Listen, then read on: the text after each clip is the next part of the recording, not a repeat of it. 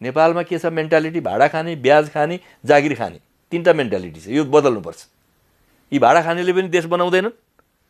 किन भन्नुहोस् न, भाडा खाने के हुन्छ? हाम्रो त्यो काठमाडौँको सहर बजारभित्र भाडा खाएर महिनाको गुजारा गर्नेले कुनै कमाइ गर्छ? दोस्रो, ब्याज खानेले कुनै कमाइ गर्छ?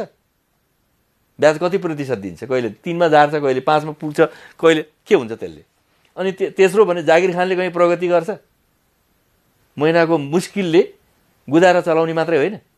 त्यस हुनाले हाम्रो देशका मान्छेहरूको यो मेन्टालिटी भाडा खाने, जागिर खाने र ब्याज खानेबाट बदल्नु पर्यो। उद्यमी बन्नु पर्यो। उद्यमी बन्न के कठिनाइ छ?